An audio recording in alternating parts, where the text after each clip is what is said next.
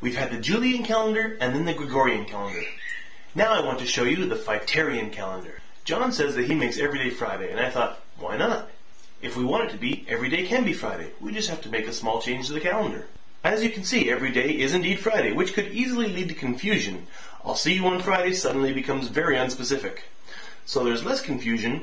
Red Friday comes first, followed by Purple Friday, then Blue, Light Blue, or Cyan if you want, then Green, then Yellow, and finally Orange Friday. Red and Orange Fridays make up the weekend. No longer will people say, I hate Mondays, but may instead hate purple, which is not good news for royalty. Once I started with the days, I couldn't stop there and I decided to redefine the whole thing. The pre-Julian calendar had 10 months of around 30 days each, with about 61 days that were not contained inside of any month. But Julius and Augustus wanted their own months, so things got changed around a bit. And we ended up with the calendar we have pretty much today, except for a few tweaks that were done by Pope Gregory XIII, with 12 months of various lengths. If we're redefining things, we need new month names. It worked for the Caesars, well, 2 at least. A lot of other Roman emperors tried the same thing as Julius and Augustus, but it never stuck. I thought, what would make good month names? And then it hit me. Of course!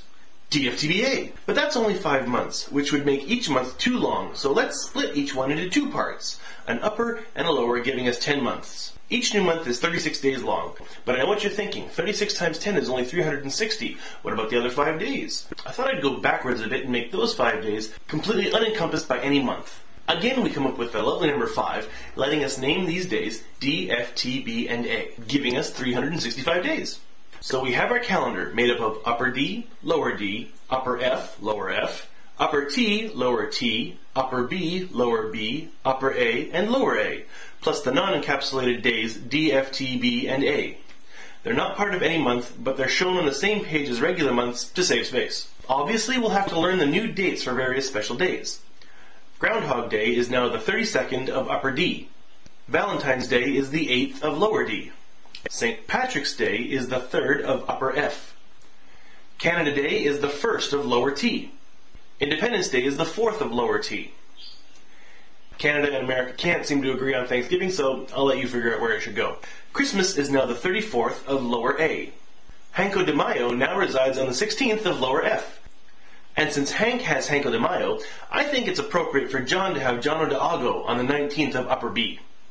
And since I'm the one making the calendar, I also gave myself Sparks Day on the 28th of upper D because how else will I ever get a day? I drew up this calendar for 2012.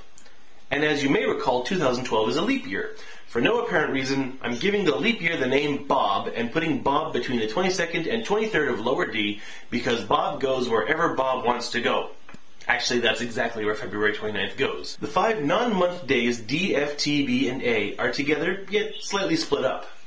You might have noticed that D, F, T, and B are the last 4 days of the year, making B New Year's Eve and A New Year's Day. You might ask, why would I split up D, F, T, B, and A like that? And my answer is simply, I think every year should start out awesome. This took me a lot more time to make than I thought it would. It's doubtful that anyone will ever adopt my Fightarian calendar, and some people might ask why I bothered. My only answer is, I had a lot of fun doing it. DFTBA.